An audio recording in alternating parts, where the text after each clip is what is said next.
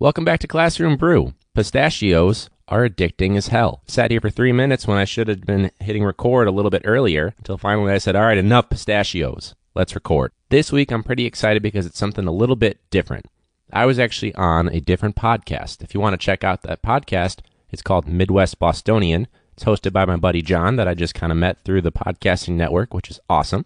Anytime you can make a new friend through a hobby that you also love, that's a good thing. So this week, what you're going to hear is actually going to be a two-parter. So this first interview is a cross-promotional episode between Classroom Brew and Midwest Bostonian. But if you want to check out the rest of the conversation, or the first time that we actually got together on the phone, you can check that out next week for episode 19. So we're going to do my intro music. But when we come back, it's going to be John from Midwest Bostonian taking us away and starting off this crossover episode of Podknife. All right, hope you guys enjoy.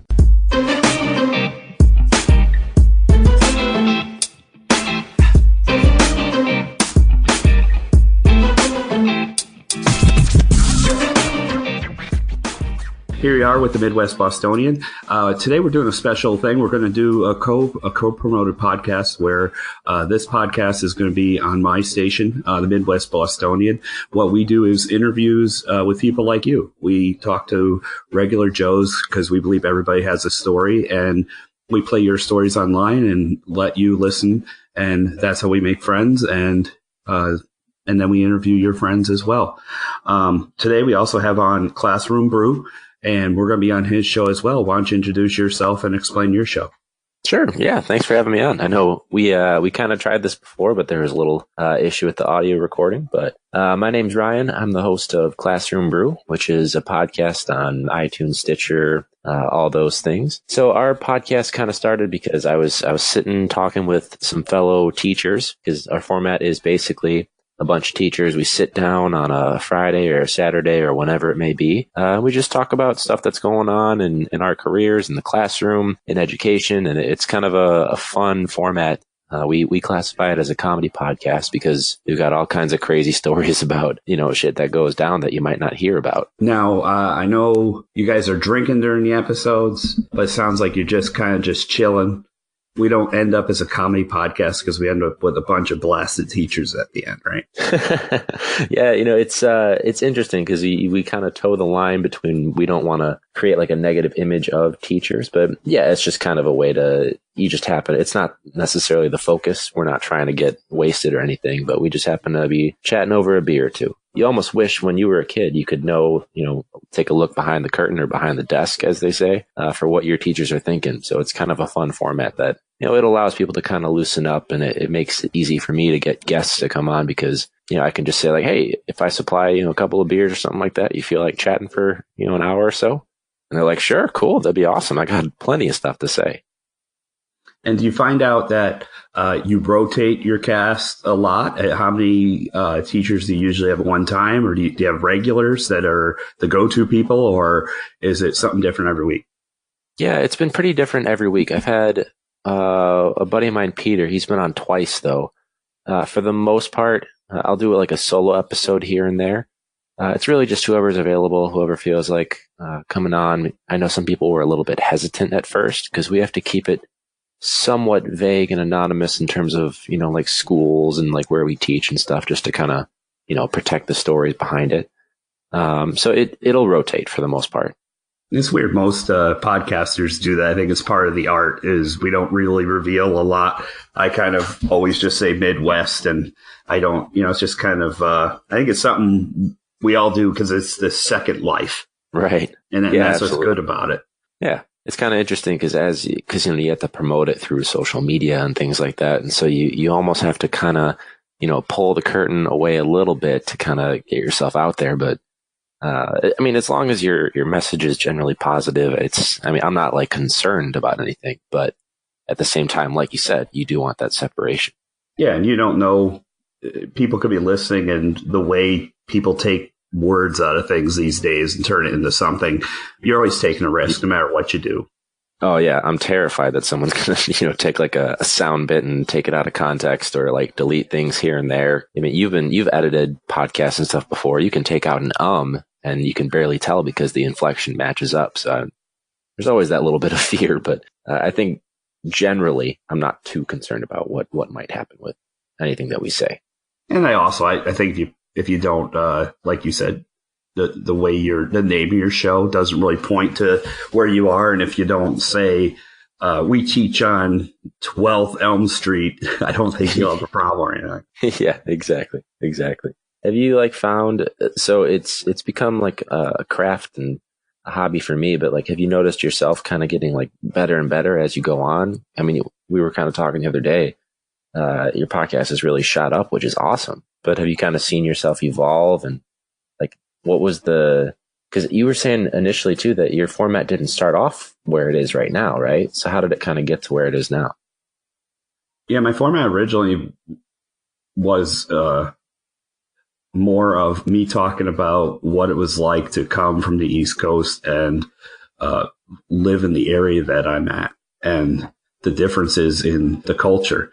And as I was going through it, I realized that it wasn't that big of a deal because we're in such a mobile world right now that there's a lot of people just like me. And even the people that I was talking to here to say the differences of is, wow, they have some of the same problems I do. So I quickly evolved with the show and realized that I was kind of closed-minded when I started it.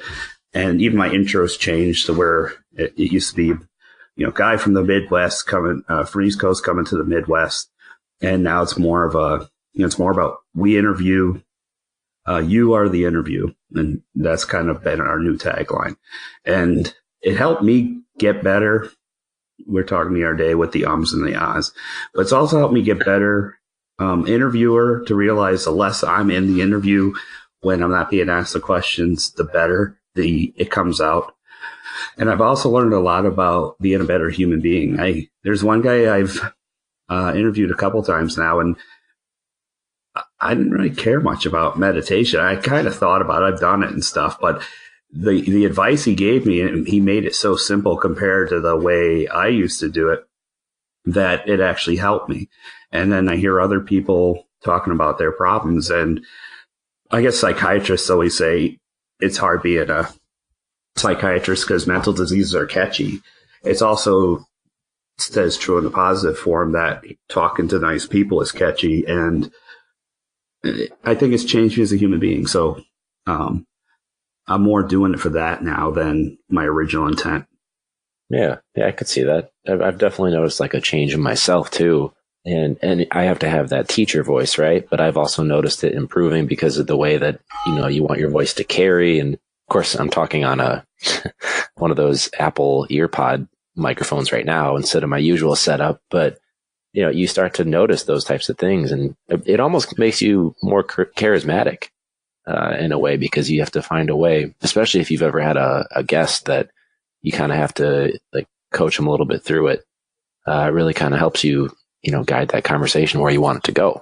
Yeah, I totally agree with that. I've had a couple, one where a really shy person that had to get them to speak more, and editing helped with spaces and the like. But then I had another person that was just nervous to be on, and you got to get them into that groove, and you really want to help them do well. And it's just, I've realized that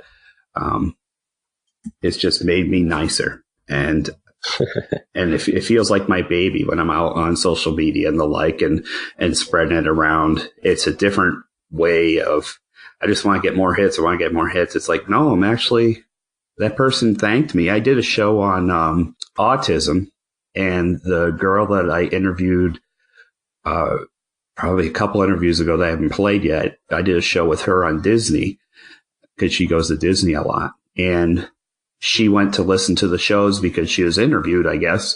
And she ended up being the mother of a girl with autism. And she had the 19-year-old girl listen to the interview I did on autism. And she said it helped her daughter a lot in regard to learning some tricks to help her get along. So it's like, oh, that's awesome. Yeah. That's almost, you didn't even intend to do that, but you've had this great effect on other people that listen to it, which that has to feel amazing.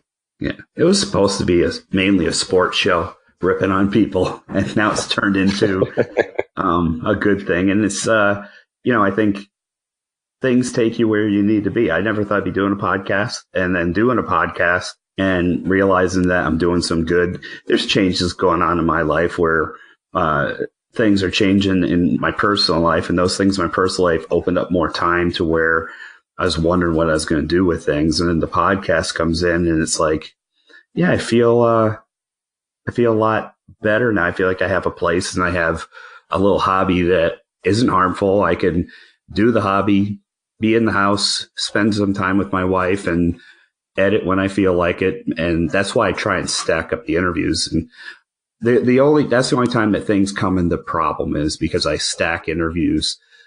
There's some people that don't get on as fast because I have to put them out a ways, but I do that on purpose so that, I don't know, it's always good to have a couple in the bank, but it's also always good to maybe sometimes you want to do a couple in a row, but you get hurt feelings if you don't put some of them out faster. And I don't like to do that to people. I gotcha. Yeah. I think that's tricky, especially if they're not, if they're not aware of the preparation process that it takes. When do you usually post your episodes? Because I've kind of been playing around with when I actually release those. Even if I have one, in my back pocket that maybe I double recorded in a week or something like that. Have you found certain success with different days, or what's like the typical timing? I started out with days, and I started out doing it every Thursday because I thought that was a good time where the week started winding down, and I'd let it out on a Thursday. And a lot of people during the work hours on a Friday, I seem to get more hits.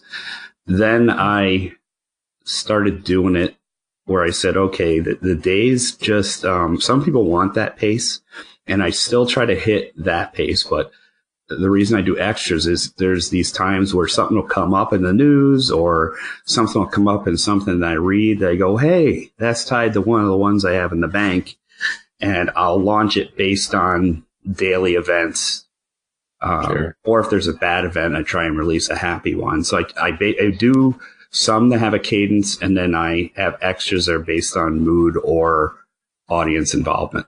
Sure. It's an awesome format because you're never going to run out of people, to interview. So that's awesome. And I think that's the same with yours. A lot of people know a friend that he picked beers, and it's like, and then he said Wisconsin beers, and you constrain yourself. You're going to run out of beer.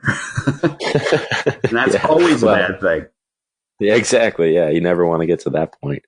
It does make it, that's part of the reason why, and I think I'm kind of moving away from this, but I was always kind of nervous about moving to a digital or remote recording format because I was thinking, well, that's going to take away from let's just kick back and have a beer or two and talk about things. But I'm kind of seeing myself start to, especially, we're doing this remotely, but that's kind of helped me see maybe I can evolve and maybe I can get people involved around the world. Yeah. Someone asked me, I don't get a whole lot of engagement from the audience. I'll get the occasional Facebook message or, email, something like that. But I had someone early on saying, hey, I'm a teacher in Puerto Rico. And I was just excited that somebody outside the U.S. happened to be listening. And they were saying, would you ever want to do an interview? And I was like, that's a really good idea. I'm not set up to do that quite yet. But it kind of started to open my eyes to it.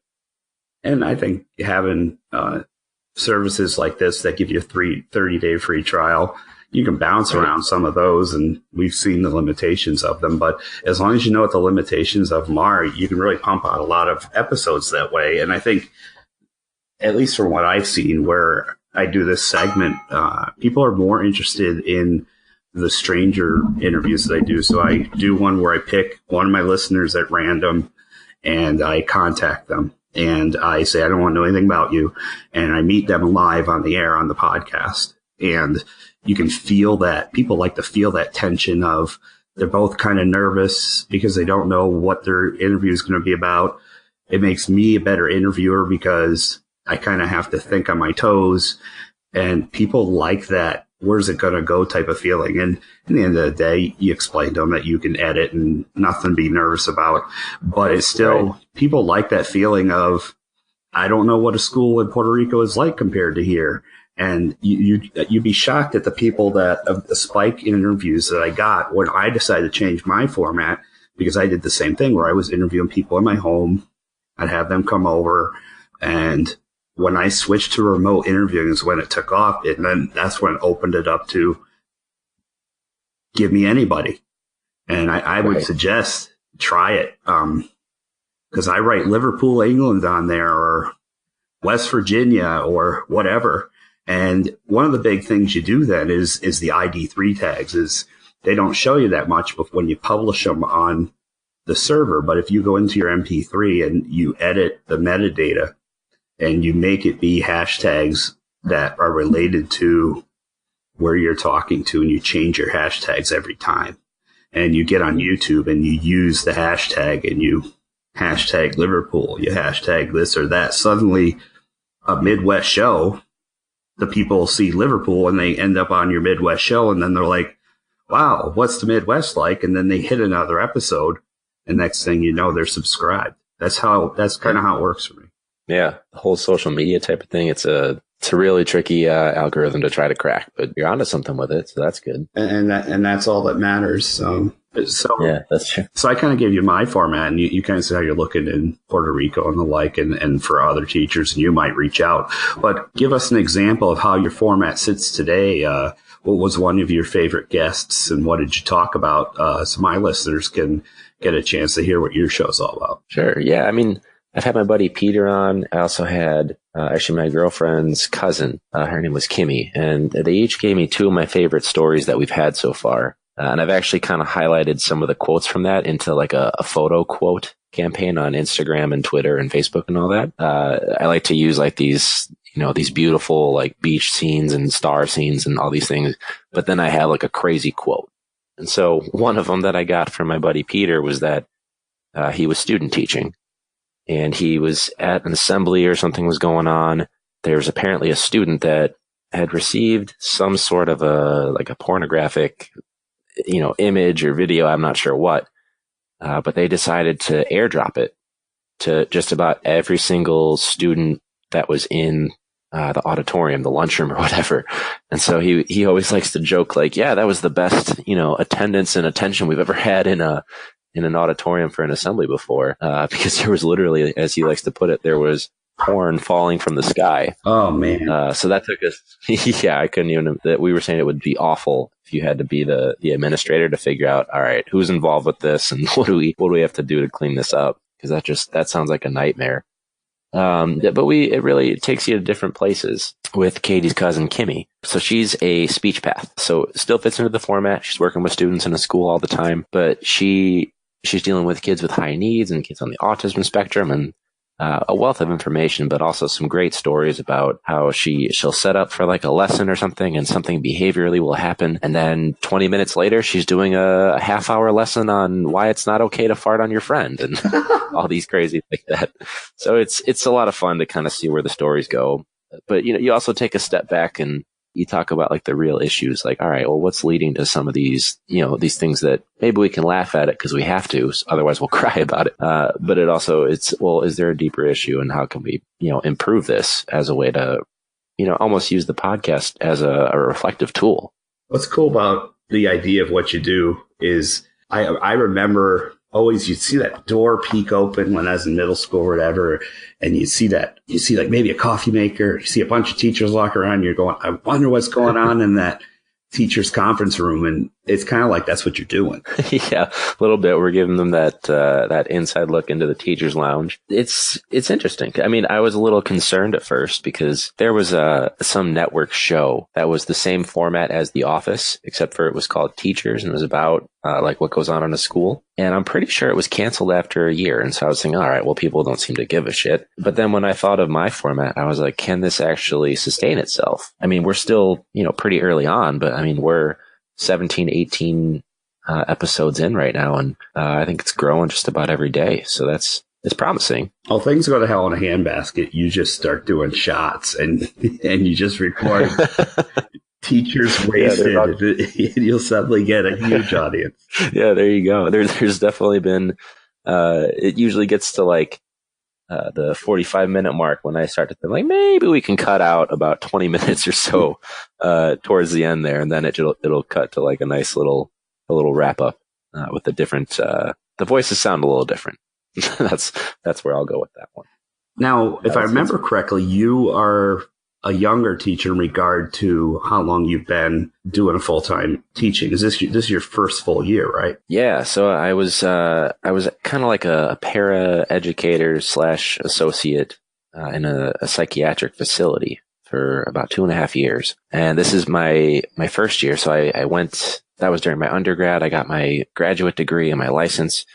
So this is my first year of actual licensed teaching. So even though I've been around for a while, this is really the first time I'm going through, all the motions and all that, for a full year. What took you so long to decide to kind of change careers? Well, I think initially granted, it was like a nice, smooth transition. I'm not even sure what I really knew I was going for when I was an undergrad. I just know that I knew I wanted to do something related to like helping people or something like that. And so I decided to volunteer at that hospital. And then it brought me to a psychiatric facility that had a school in it. And that just kind of developed into, this cross between student advocacy and, educating kids and helping them get to where they need to be so they can be successful. So I guess I was lucky enough that it was early on, because I think I started volunteering at the hospital when I was like a sophomore in college. And then they offered me a position when I was right after that. So I started that. I kind of worked my way up until I realized, okay, this is what I want to do, not the state I want to do it in. So I'm going to go to grad school to really hone this craft and move forward. What do you miss the most from your first career? It was, and part of it too is I was very lucky, as I was basically like a student worker at the time. But there's a sort of comfort in the day in, day out routine and when you become familiar with everybody. But I think for sure, and some of the reason why I don't talk about it so much on the podcast, but sometimes students will ask me, I never had a dull moment. There was always, some sort of story that I could tell. And whether it was like there was a 3 or 4 year old girl that she had like pooped in the urinal in like one of the co-ed bathrooms. And there was this little kid that he's the one that discovered it. And he like does a 180 and goes, hell no. And, like I'd never heard a kid that young, like, swear or anything like that. It's just, all those fond memories because you had to adjust, on the fly. Yeah. It's kind of cute in a way. And actually, what's weird about it for me is, I'd rather be in your previous situation because the issues are unplanned. In this day and age, the kids are manipulative and they kind of, it's on purpose. I'd rather deal with the people that aren't meaning to do any harm. Yeah. I mean, sometimes I do feel like I'm still in that setting. It's just in a different year and a different state, a different building. There's definitely, the intent does definitely change your your outlook and the mood that you bring home with you, at the end of the day. No, I think we had a great conversation. I think it's a great way for us to introduce us to each other. And I think it'd be great for us to get back together and possibly talk about how yours evolved. If you end up going to the audio format where you talk to teachers from around the country, would be really cool. And again, what I do, my podcast is MidwestBostonian.com. And if you go to that website, you get to all my stuff. And I'm on Instagram and Twitter and any media you can think of. And if you want to be interviewed, just reach me because we need people to interview, and we interview everyday people. Every story is a story. Yeah, and I know it's a shame that we lost that original audio, but thanks for having me on Midwest Bostonian. If you want to check out Classroom Brew or reach out, we're on iTunes and Google Play, Stitcher, SoundCloud, pretty much anywhere that you can Google a podcast, we're on there. I think we also have a YouTube channel. We also have a Facebook page and Twitter. Just do facebook.com/classroombrew or @classroombrew on Twitter, Instagram, all that good stuff. All right, so that was the first crossover episode between Classroom Brew and Midwest Bostonian, hosted by John. If you want to check him out, he's on iTunes, Stitcher, all the places that you can find Classroom Brew. Just give it a quick Google, and while you're there, give Classroom Brew a quick rate and review. Tell people what you think. Spread the word, all those good things. Get in touch with us. We've got classroombrew@gmail.com, as well as the Facebook page. We also have an Instagram and Twitter account @ClassroomBrew. To do it, or to keep it simple, I guess just Google Classroom Brew and it should be pretty easy to find us. If you want to hear more from this interview through our second talk that John and I had, stay tuned next week when we'll talk a little bit more about different issues and topics inside the classroom. Hope you guys enjoyed, and we'll see you next week.